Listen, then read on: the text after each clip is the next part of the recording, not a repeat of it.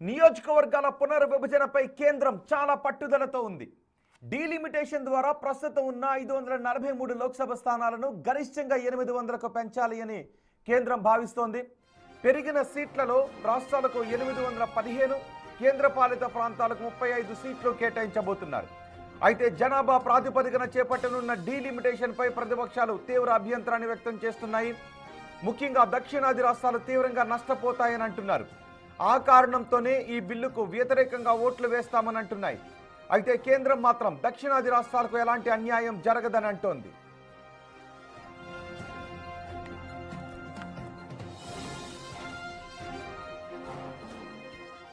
Delimitation వల్ల దక్షిణాది రాష్ట్రాల ఎంపీల సంఖ్య పెరగడమే కాకుండా పార్లమెంట్లో వారి మొత్తం వాటా తగ్గదని అమిత్ షా అంటున్నారు. ప్రస్తుతం లోక్సభలో దక్షిణాది రాష్ట్రాల నుంచి 129 మంది ఎంపీలు ప్రాతినిధ్యం వహిస్తున్నారు. కొత్త ప్రతిపాదన ప్రకారం లోక్సభ స్థానాల సంఖ్య 815కు పెరిగితే దక్షిణాది రాష్ట్రాల ఎంపీల సంఖ్య 195కు చేరుతుందని అంటున్నారు. రాష్ట్రాల వారీగా పెరిగే సీట్ల సంఖ్యను అమిత్ షా లోక్సభలో ప్రస్తావించారు. దాని ప్రకారం తెలంగాణలో ప్రస్తుతం ఉన్న 17 లోక్సభ స్థానాల సంఖ్య 26కు పెరుగుతుంది. ఏపీలో ప్రస్తుతం ఉన్న 25 లోక్సభ స్థానాల సంఖ్య 38కి పెరుగుతుంది.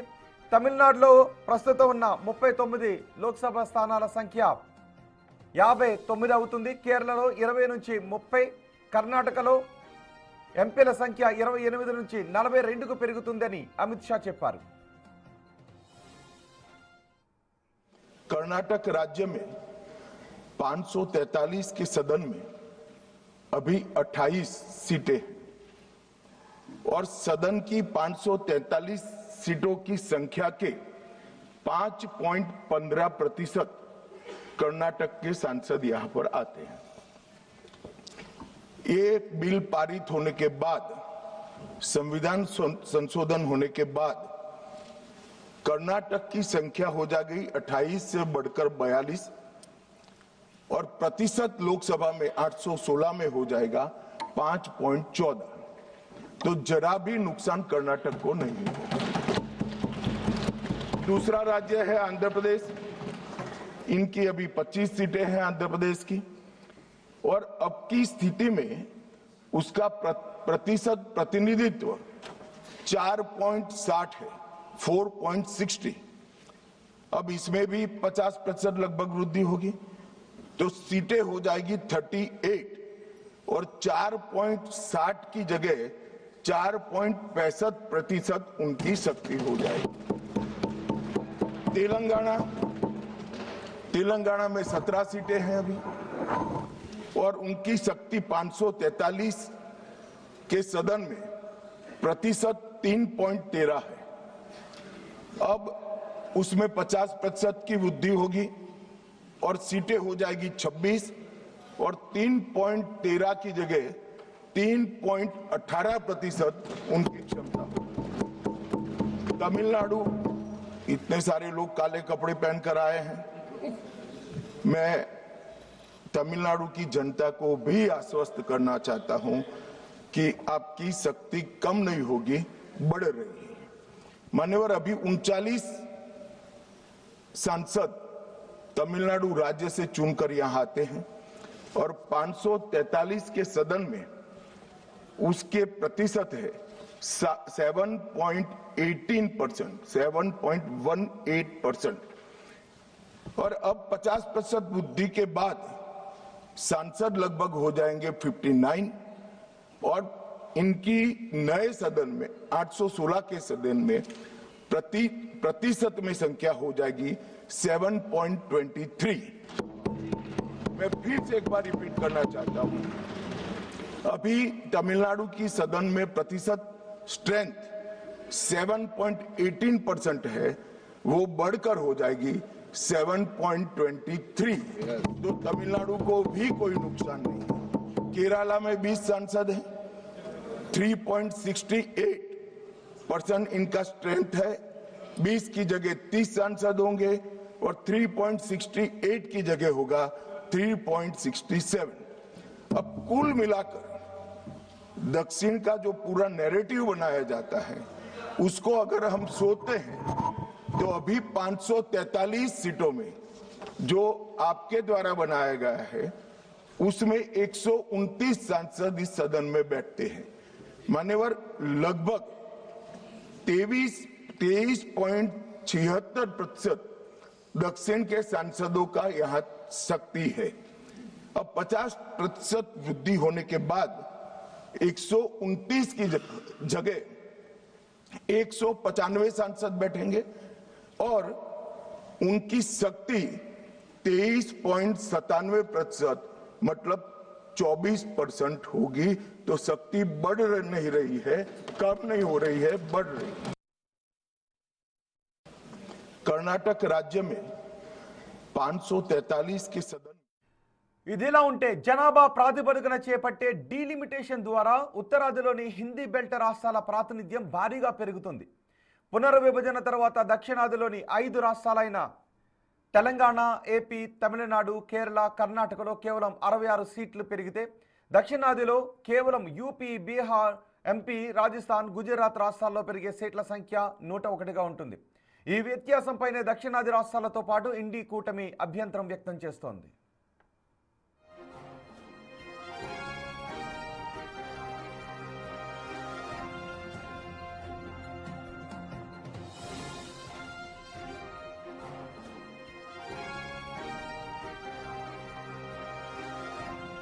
సో ఈరోజు 4 గంటలకు ఓటింగ్లో ఏం జరగబోతోంది? ఎలాగైనా బిల్లును పాస్ చేయించాలి అని బీజేపీ అనుకుంటూ ఉంది. అంతేకాదు ఇండి కూటమి చెబుతున్నట్టుగా దక్షిణాది రాష్ట్రాలకు అన్యాయం జరగదు అని బీజేపీ చెబుతోంది. కానీ ఇండి కూటమితో పాటు దక్షిణాది రాష్ట్రాల పార్టీలు దక్షిణాదికి అన్యాయం జరిగే అవకాశం ఉంటుంది అని చెబుతూ ఉన్నాయి. సో ఈరోజు బిల్లుకు వ్యతిరేకంగా ఓటు వేయాలని ఇండి కూటమి నేతలు భావిస్తున్నారు. మరి బీజేపీ ఎటువంటి వ్యూహాన్ని అవలంబించబోతోంది, ఎటువంటి మాయ చేయబోతోంది, ఈరోజు పార్లమెంట్లో ఏం జరగబోతోంది ఓటింగ్లో అనేది దేశవ్యాప్తంగా ఉత్కంఠ రేపుతున్న అంశం. మా ప్రతినిధి శివ ఉన్నారు ఢిల్లీ నుంచి పూర్తి సమాచారం అందించడానికి. శివ, అమిత్ షా నిన్న లెక్కలతో సహా చెప్పారు, ఉత్తరాది రాష్ట్రాలకు లాభం, దక్షిణాది రాష్ట్రాలకు నష్టం జరగదు, దక్షిణాది రాష్ట్రాలకు మేలే జరుగుతుంది, 66 సీట్లు పెరుగుతాయి అని అమిత్ షా చెప్తున్నారు. కానీ దక్షిణాది రాష్ట్రాలు మాత్రం లేదు, అన్యాయమే జరుగుతుంది. హిందీ బెల్ట్లో ఎక్కువ స్థానాలు పెరగడం ద్వారా దక్షిణాది రాష్ట్రాల రాజకీయ నేతలు, పౌరులు 2వ తరగతి పౌరులుగా ఉండాల్సినటువంటి పరిస్థితులు తలెత్తుతాయనే అభిప్రాయం వ్యక్తం చేస్తున్నారు. సో మ్యాజిక్ ఫిగర్ లేని ప్రస్తుత పరిస్థితుల్లో ఈరోజు సభలో ఏం జరగబోతోంది, ఎటువంటి వ్యూహాలతో బీజేపీ వెళ్తోంది?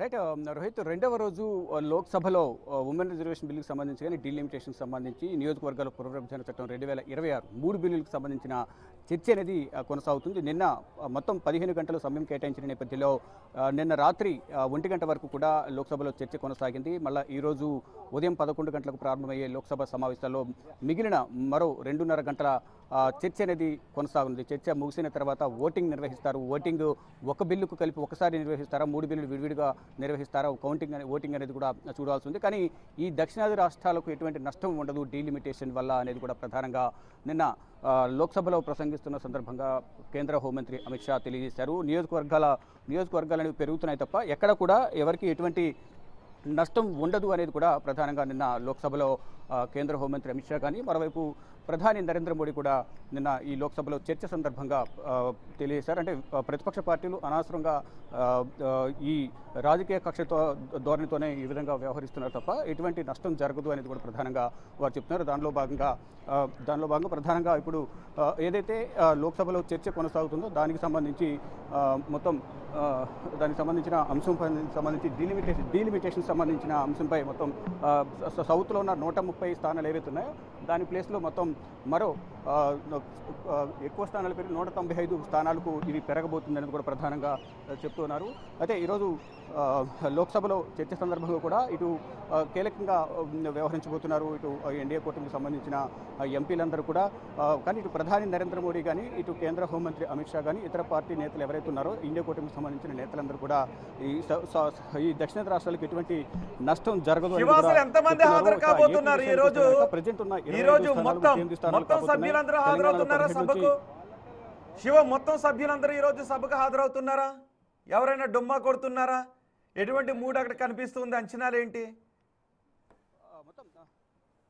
అంటే మొత్తం అంటే ప్రధానంగా ఓటింగ్ అనేది కూడా సంఖ్యాబలం అనేది కూడా ఈరోజు లోక్సభకు హాజరైన సభ్యులను బట్టి దాంట్లో 2/3 అనేది తీస్తారు. సంఖ్యాబలం అనేది ఉంటుంది. దానిలో భాగంగా గైర్ హాజరైనప్పటికీ కూడా ఎవరైనా వాకౌట్ చేసినప్పటికీ కూడా విపక్ష పార్టీలు అక్కడ బిల్ అనేది ఆమోదం పొందే అవకాశం ఉంటుంది. కాబట్టి ఈ నేపథ్యంలోనే ఇటు ఇండియా కూటమి కానీ ఇటు కాంగ్రెస్ పార్టీ కానీ 3 లైన్ విప్ జారీ చేశాయి. లోక్సభకు ప్రతి ఒక్క ఎంపీ కూడా హాజరు కావాలి, ఎవరు కూడా గైర్ హాజరు కావద్దంటూ కూడా వారు విప్ జారీ చేశారు. ఇటు ఎన్డీఏ కూటమి ప్లస్ బీజేపీ పార్టీ కూడా ప్రతి ఒక్కరికి కూడా 3 లైన్ విప్ జారీ చేశారు. 3 లైన్ విప్ జారీ చేసిన నేపథ్యంలో వారందరూ కూడా హాజరు కావాలన్నారు. ఒకవేళ గైర్ హాజరు అయితే మాత్రం ఇటు ఎన్డీఏ కూటమికి అనుకూలంగా మారే అవకాశం ఉంటుంది. కాబట్టి ఎవరు కూడా నిర్లక్ష్యం వహించకుండా పార్టీ ఇచ్చిన సూచనలు పాటించి అందరూ కూడా లోక్సభకు హాజరు కావాలనేది కూడా మొత్తం అందరూ ఇటు అన్ని పార్టీలకు సంబంధించిన 3 లైన్ విప్ అయితే జారీ చేశారు. ప్రజెంట్ సానా సతీష్ నివాసంలో బ్రేక్ఫాస్ట్ మీట్ అనేది కొనసాగుతుంది. దానికి సంబంధించి ఎన్డీఏ కూటమికి సంబంధించిన ఎంపీలందరూ కూడా ఇక్కడ హాజరయ్యారు. ఇటు రాజ్యసభ అంటే బీజేపీ సంబంధించి కానీ జనసేనకు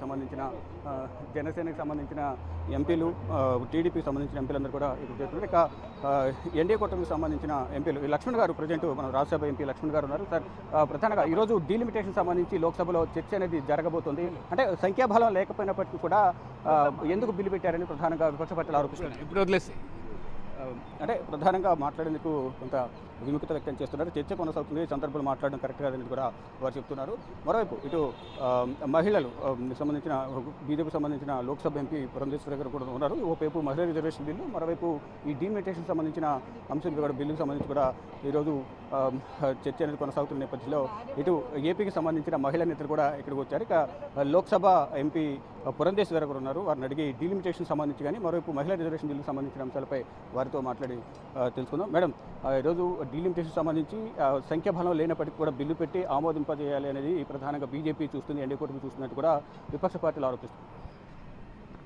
నిన్నే చూశారండి, బిల్ ప్రవేశపెట్టేటప్పుడే ఓటింగ్ తోటే ప్రవేశపెట్టడం జరిగింది. నిన్న అనూహ్యమైనటువంటి ఒక మెజారిటీ తోటే దాన్ని ప్రవేశపెట్టడం జరిగింది. కనుక ఈసారి కూడా ఈరోజు కూడా బిల్ అనేది ఖచ్చితంగా మంచి మెజారిటీ తోటే పాస్ అవుతుంది. సంఖ్యాబలం అనేది కూడా 292 ఉంది. కావాల్సింది ఇంకొక 68 సీట్లు అయితే కావాల్సిన స్థానాలు అయితే కావాల్సి ఉంది. అంటే ఇతర పార్టీలతో మాట్లాడారా, ఇంటర్నల్గా చర్చించిన తర్వాత ఈ బిల్లు పెట్టారా, అసలు ఏం జరగబోతోంది? ఏదైతే స్ట్రాటజీ ఉంటుందో అది మనం మీడియాలో మాట్లాడడం కదండి. What ever it is, I think మా అగ్రనేతలు వాటి మీద దృష్టి సారించే ఉంటారు. అండ్ వాటికి సంబంధించినటువంటి ప్రిపరేషన్ అంతా కూడా జరిగే ఉంటుంది. బిల్లు పాస్ అవుతున్నట్టు ఖచ్చితంగా పాస్ అవుతుందన్న నమ్మకం మా అందరికీ ఉంది. ఒకవేళ పాస్ కాలేదనుకోండి, I think they will have to answer. దేశంలో ఉన్నటువంటి మహిళలందరికీ కూడా వారు సమాధానం చెప్పాల్సినటువంటి అవసరం ఉంది. ఎందుకంటే ఇన్ని సంవత్సరాలు మహిళా బిల్లు ఆగి ఇప్పుడే మళ్ళీ తిరిగి దాన్ని పాస్ చేయించుకునే స్థాయికి రావడం జరిగింది. ఇప్పుడు వాళ్ళు కేవలం ఏదో ఒక టెక్నికల్ మెలిక పెట్టి వాళ్ళు మేము పాస్ చేయమని చెప్పి అంటే కనుక మళ్ళీ వాళ్ళు మహిళా ద్రోహులుగానే మిగిలిపోయేటువంటి కేవలం డీలిమిటేషన్ మాత్రమే. మహిళా రిజర్వేషన్ బిల్లుకు మద్దతు తెలుపుతూ ఉంటున్నారు. డీలిమిటేషన్ చేసే విధానానికి మేము వ్యతిరేకం అనేది వారు చెప్తున్నారు. మహిళా రిజర్వేషన్ ఎవరు కూడా వ్యతిరేకత వ్యక్తం చేయలేదు. సాధారణంగా సెన్సస్ అయితే స్టార్ట్ అయిపోయింది. సెన్సస్ నెక్స్ట్ ఇయర్ మధ్యలో అవుతుంది. ఆ తర్వాత డీలిమిటేషన్ ప్రక్రియ ఇవి అవి అని చెప్పి మనం చూసినట్లయితే దగ్గర 2032-34 కానీ రిజర్వేషన్ అనేది మనం ఇచ్చుకునేటువంటి అవకాశం ఉండదు. కనుక మహిళలకి త్వరగా రిజర్వేషన్ ఇవ్వాలి అనేటువంటి ఆలోచనతోటి 2011 సెన్సస్ని బేస్ లైన్ ఆధారంగా తీసుకుని వారు చేయటం జరుగుతుంది. కనుక ఈ నేపథ్యంలో ఇందాక నేను చెప్పినట్లుగా కేవలం ఒక టెక్నికల్ మెలిక పెట్టినట్లయితే అది మళ్ళీ బిల్లు వెనక్కిపోయేటువంటి అవకాశం ఉంటుంది. అందులోనూ 2011 సెన్సస్ ఎందుకు తీసుకున్నారంటే ఇప్పుడు 2026 సెన్సస్ కనుక తీసుకునేటట్లయితే నార్త్లో ఎక్కువగా పాపులేషన్ పెరిగి సౌత్లో పాపులేషన్ తగ్గినటువంటి సందర్భంలో ఖచ్చితంగా అది మనకి అన్యాయం జరిగేటువంటి అవకాశం ఉంటుంది. కనుక లీస్ట్ డిస్రప్టివ్గా ఉంటుంది కాబట్టి 2011ని ఆధారం చేసుకోవడం జరిగింది. కనుక ఇవన్నీ కూడా ప్రతిపక్షాలు ఆలోచించి నిజంగా వాళ్ళు కనుక మరి సోనియా గాంధీ గారు స్వయంగా చెప్పారు, మీరు త్వరగా 23లో ఈ బిల్లు ప్రవేశపెడుతున్నటువంటి సందర్భంలో డీలిమిటేషన్ జరిగినా జరగకపోయినా, సెన్సస్ జరిగినా జరగకపోయినా మీరు వెంటనే బిల్ని ఆమోదించి మీరు దాన్ని చట్టంగా తీసుకురండి అని చెప్పి వారు చెప్పడం జరిగింది. మరి ఇవాళ దానికి కట్టుబడి ఉన్నారా లేదా అనేటువంటి ప్రశ్నకి సమాధానం ఖచ్చితంగా వాళ్ళు ఇవ్వాల్సినటువంటి 2023లో ఇంప్లిమెంట్ చేయాల్సిందే, ఆమోదించారు కాబట్టి 24లో తీసుకురావాల్సింది. కానీ ఇప్పుడు ఎన్నికల సమయంలో ఎందుకు తీసుకొచ్చారని ప్రధానంగా 1996లో మొట్టమొదటిసారి ఈ బిల్లు రావడం జరిగింది. 2004 నుండి 2014 వరకు వాళ్ళు అధికారంలోనే ఉన్నారు ఒక దశాబ్ద కాలం. అది మాత్రమే కాకుండా రాజ్యసభలో 2010లో పాస్ చేయించుకోవటం జరిగింది. మరి 2010, 11, 12, 13 వాళ్ళ అధికారంలో ఉన్నటువంటి సందర్భంలో రాజ్యసభలో ఆమోదింపబడినటువంటి బిల్లును వాళ్ళు లోక్సభలో ప్రవేశపెట్టి ఎందుకు పాస్ చేయించలేదు? మరి వాళ్ళు సమాధానం చెప్పాలి కదా. శివ ఒక క్వశ్చన్ అడగండి, శివ ఒక క్వశ్చన్ అడగండి పురంధేశ్వరి గారిని. శివ, నా మాట వినిపిస్తుందా? శివ, నిన్న ప్రియాంక గాంధీ కూడా అదే మాట్లాడారు. 543 స్థానాలకు ఇప్పుడు మహిళలకు రిజర్వేషన్లు ఇచ్చుకొని డీలిమిటేషన్ తర్వాత మిగిలిన ప్రాసెస్ చేసుకోవచ్చు కదా అంటున్నారు. ప్రస్తుతం 543 స్థానాలకు మహిళలకు రిజర్వేషన్ 33% రిజర్వేషన్ కల్పిస్తే బీజేపీకి వచ్చే నష్టం ఏంటి అని ప్రియాంక గాంధీ అడిగిన క్వశ్చన్. 543కి ఇస్తే ఈ గొడవ ఏం లేదు కదా అనేది ఒక్క క్వశ్చన్ అడగండి.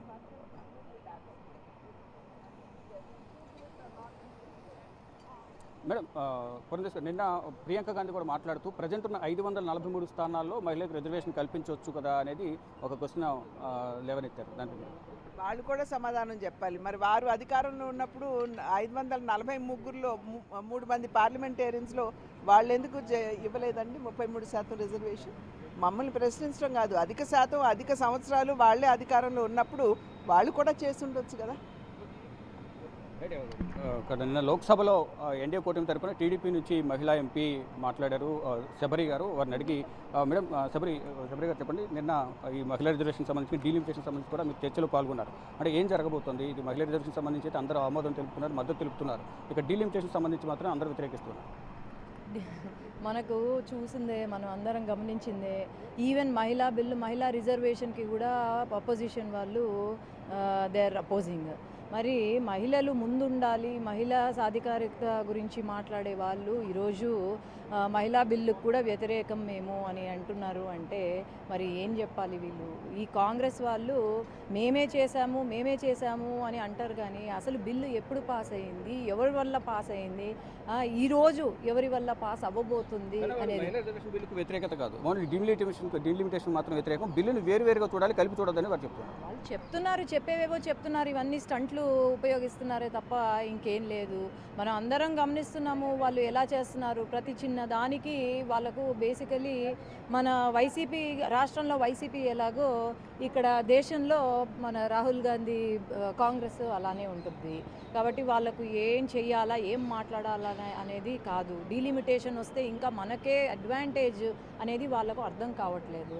ఇది తర్వాత వాళ్ళే గమనించుకొని వాళ్ళే రియలైజ్ అవుతారు. దక్షిణాది రాష్ట్రాలకున్న జనాభా ప్రాతిపదికన సీట్ల సంఖ్యను చూసుకుంటే కనుక ఉత్తరాది మహారాష్ట్రలో వేరియేషన్ వేరే ఉంది, ఇక్కడ దక్షిణాది రాష్ట్రాలకు సంబంధించి వేరే ఉంది. నిన్న అమిత్ షా గారు చాలా క్లియర్గా చెప్పారు, మీకు అడ్వాంటేజే ఉంటుంది, సీట్లు పెరుగుతాయి, ఎక్కడా కూడా ఎవరికి ఇబ్బంది కాకుండా మళ్ళీ ఎక్స్ట్రా సీట్స్ వస్తాయి, మన సౌత్ ఇండియాలో ఇంకా సీట్లు పెరుగుతాయి అని మనకు నంబర్తో పాటు ఇచ్చారు. ఎందుకు దాని గురించి పట్టించుకోవట్లేదు? మొత్తంగా చూసుకుంటే ఈ డీలిమిటేషన్ సంబంధించి, ఈ మహిళా రిజర్వేషన్ బిల్లుకి సంబంధించి కూడా వారు వ్యతిరేకిస్తున్నారు. ఏదో ఒక టెక్నికల్ రీజన్ తీసుకొచ్చి వాళ్ళు వ్యతిరేకత వ్యక్తం చేస్తున్నారు తప్ప వేరే రీజన్ అనేది లేదంటూ కూడా చెప్తున్నారు. మరోవైపు మనతో పాటు కేంద్ర మంత్రి పెమ్మసాని చంద్రశేఖర్ గారు ఉన్నారు, వారిని అడిగి మరింత సమాచారం తెలుసుకుందాం. సార్ పెమ్మసాని గారు, ఈరోజు డీలిమిటేషన్ సంబంధించి చర్చ కొనసాగుతుంది ప్రధానంగా. అయితే మొత్తంగా చూసుకుంటే కనుక ఈరోజు డీలిమిటేషన్ సంబంధించి చర్చ అనేది జరగబోతున్న నేపథ్యంలో ఏం జరగబోతుంది అనేది కూడా అందరూ ఉత్కంఠగా ఎదురు చూస్తున్నారు. అంటే సంఖ్యాబలాన్ని బట్టి చూసుకుంటే కనుక ఎటువంటి మ్యాజిక్ ఫిగర్ అనేది కూడా వారి దగ్గర లేదు, కానీ ఏదో ఒక విధంగా బిల్లును పాస్ చేయాలి అనేది చూస్తున్నారంటూ కూడా ప్రధానంగా వారు చెప్తున్నారు. దానిలో భాగంగా ఇప్పుడు ఉన్న 292కి ఇంకా 68 స్థానాలు అయితే కావాల్సి ఉంది. దానిలో భాగంగా ఇతర పార్టీలతో ఇప్పటికే చర్చించి నిర్ణయం తీసుకున్నారనేది కూడా వారు చెప్తూ ఉన్నారు. మరోవైపు ఇటు టీడీపీ నుంచి రాజ్యసభ ఎంపీగా ఉన్న సానా సతీష్ గారు ఉన్నారు, వారిని అడిగి, సార్ చెప్పండి, ఈరోజు ప్రధానంగా చూసుకుంటే అంటే డీలిమిటేషన్ సంబంధించి ప్రధానంగా ఈరోజు చర్చ అనేది జరగనుంది. అంటే ఉదయం 11 గంటలకు రెండవ రోజు చర్చ అనేది ప్రారంభం కాబోతున్న నేపథ్యంలో ఏం జరగబోతోంది అంటే విపక్ష పార్టీలకు సంబంధించి కొంతమంది అనుకూలంగా ఓటు వేస్తారంటూ కూడా ఎన్డీఏ కూటమి అయితే ధీమా వ్యక్తం చేస్తుంది. ఇక ఫైనల్గా ఏం జరగబోతుంది అనేది కూడా మధ్యాహ్నానికి క్లారిటీ వచ్చే అవకాశం అయితే కనిపిస్తోంది. సో శివం, అండ్ 3 బిల్లులు విడివిడిగా ప్రవేశపెట్టబోతున్నారా, ఓటింగ్ దేనికి దానికి వేయబోతున్నారా, అన్నిటికీ కలిపి నిన్న అభిప్రాయపడినట్టుగా కొంతమంది అభిప్రాయం వ్యక్తం చేసినట్టుగా అన్ని బిల్లులు కలిపి ఒకే ఓటింగ్ ఉండబోతుందా? సరిగ్గా ఓటింగ్ ఎన్ని గంటలకు ఉండే అవకాశం ఉంది సభలో? కానీ అది రైట్, మొత్తం ఈ లోక్సభలో 15 గంటల సమయం కేటాయించినట్టు తెలుస్తుంది. దాంట్లో రాత్రి 1 గంట వరకు కూడా ఈ లోక్సభలో చర్చ కొనసాగిన నేపథ్యంలో మరో 2.5 గంటల పైగా కూడా చర్చ అనేది జరగాల్సి ఉంది. ఈ నేపథ్యంలో ఉదయం 11 గంటలకు చర్చ ప్రారంభమైతే కనుక మరో 2.5 గంటలు అంటే మధ్యాహ్నానికి ఈ చర్చ అనేది ముగియబోతుంది. ముగిసిన తర్వాత ఓటింగ్ అనేది జరగబోతుంది. అంటే ఓటింగ్ ఎలా జరగబోతుంది అంటే ఈ బిల్లులను విడివిడిగా చూడాలి అనేది విపక్ష పార్టీలు కోరుతుంటే, కానీ ఈ ఓటింగ్ అనేది కలిపి నిర్వహించే విధంగా కూడా కేంద్ర ప్రభుత్వం ఎన్డీఏ కూటమి ప్రయత్నాలు చేస్తుంది. దానిలో భాగంగానే ఉన్న 292 స్థానాలకు ఇంకా 68 స్థానాలు కూడగట్టుకుని ఇతర పార్టీలతో చర్చించినట్లు కూడా తెలుస్తుంది. దానిలో భాగంగానే ఇప్పుడు ఈ బిల్లు డెఫినెట్గా పాస్ అవుతుందనే ఆశాభావం అయితే ఎన్డీఏ కూటమి వ్యక్తం చేస్తుంది. కానీ బిల్లు పాస్ కాదు, ఒకవేళ పాస్ చేసినప్పటికీ కూడా దీనిపై మేము సుప్రీంకోర్టుకు వెళ్తాము, దేశవ్యాప్తంగా నిరసనలకు పిలుపునిస్తామంటూ కూడా ఇటు విపక్ష పార్టీలు పిలుపునిస్తున్నాయి, వారి యొక్క అభిప్రాయాన్ని వ్యక్తపరుస్తూ ఉన్నాయి. రోహిత్. రైట్ శివ, మరింత సమాచారం కోసం తిరిగి మళ్ళీ మిమ్మల్ని కాంటాక్ట్ చేస్తాం. ఈరోజు సభలో ఏం జరగబోతోంది? ఈరోజు సభలో ఓటింగ్ జరగబోతోంది 3 కీలక బిల్లులపై. అందులో డీలిమిటేషన్ని అన్ని పార్టీలు వ్యతిరేకిస్తున్నాయి. మహిళా బిల్లుకు మేము వ్యతిరేకం కాదు, కానీ డీలిమిటేషన్కి మేము వ్యతిరేకం అని చెబుతున్న నేపథ్యంలో ఈ రోజుకు సభకు హాజరయ్యే ఎంపీలు ఎంతమంది? మొత్తం సభలో 540 మంది ఎంపీలు ఉన్నారు. 543 స్థానాలకు గాను ఎన్డీఏ బలం 292 ఉంది. ఇండి కూటమి బలం 233, ఇతరులు వైసీపీతో సహా మిగిలిన వారు సుమారు 15 మంది ఉన్నారు. ఇందులో సభకు హాజరయ్యేది ఎంతమంది డుమ్మా కొట్టబోతున్నారు? ఏ పార్టీ నుంచి డుమ్మా కొట్టబోతున్నారు? ఎన్డీఏ పక్షాల నుంచి అందరూ హాజరు కాబోతున్నారా? మరి బిల్లులను వ్యతిరేకిస్తున్న ఇండి కూటమి నుంచి ఎవరైనా వాంటెడ్లీ గైర్ హాజరు కాబోతున్నారా అనేది ఇప్పుడు చర్చనీయాంశంగా మారింది. సభకి ఈరోజు ఎంతమంది చర్చ సమయంలో సభలో ఎంతమంది ఉండబోతున్నారు? ఓటింగ్ జరిగేటప్పుడు ఎవరు వాకౌట్ చేయబోతున్నారు? ఎవరు ఓటింగ్లో పాల్గొంటున్నారు? ఎవరు అనుకూలంగా ఓటు వేస్తారు? ఎవరు వ్యతిరేకంగా ఓటు వేస్తారు? నిజానికి ప్రస్తుతం ఉన్న సంఖ్యాబలం ప్రకారం ఈ బిల్లు పాస్ కావాలంటే 3/2 మంది అనుకూలంగా ఓటు వేయాలి. 2/3 మెజార్టీ రావాలి. 2/3 మెజార్టీ రావాలి అంటే 360 మంది ఇక్కడ అనుకూలంగా ఓటు వేయాలి. 360 మంది అనుకూలంగా ఓటు వేస్తే బిల్లు పాస్ అయిపోతుంది. కానీ ప్రస్తుతం లోక్సభలో ఎన్డీఏకు ఉన్న బలం 292 మాత్రమే. మిగిలిన ఎంపీలు ఇండి కూటమి నుంచి ఓటు వేస్తారా?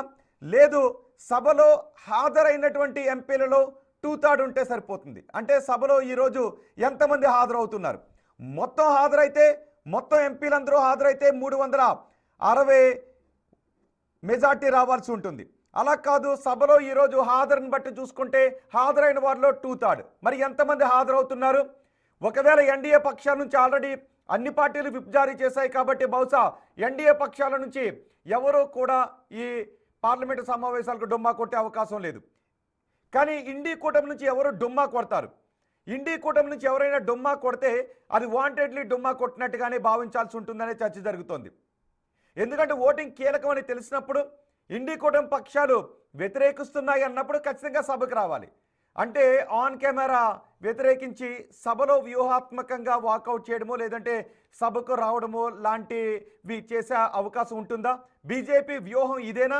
ఇప్పటికే ప్రతిపక్షాల ఎంపీలతో బీజేపీ నేతలు మాట్లాడి ఉన్నారు అనే చర్చ జరుగుతున్న నేపథ్యంలో ఈరోజు ఏం జరగబోతోంది? 850 స్థానాలకు పెంచే ఈ డీలిమిటేషన్ బిల్లును వ్యతిరేకించేది ఎవరు అనే విషయం మరికొద్ది సేపట్లో తేలబోతోంది. అమిత్ షా నిన్న చెప్పారు 850కి పెరిగినప్పటికీ దక్షిణాది రాష్ట్రాలు ఏమాత్రం నష్టపోవని. ప్రస్తుతం 17 సీట్లున్న తెలంగాణలో 26 స్థానాలు అవుతాయి. 25 స్థానాలున్న ఆంధ్రప్రదేశ్లో 38 అవుతాయి. తమిళనాడులో 39 ఉంటే 59 అవుతాయి. కేరళలో 20 సీట్లు 30 అవుతాయి.